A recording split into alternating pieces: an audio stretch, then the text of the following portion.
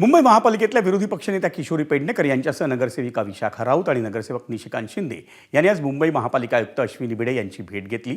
पक्षप्रमुख उद्धव ठाकरे यांनी दिलेल्या सूचनेनंतरच ठाकरेंच्या शिवसेनेच्या या 3 महापालिका सदस्यांनी आयुक्त अश्विनी भिडे यांची भेट घेतली।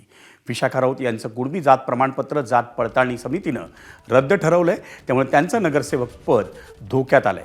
दरम्यान माजी आमदार सदा सरवणकर हेही आयुक्त अश्विनी भिडे यांची भेट घेणार असल्याचं बोललं जात आहे।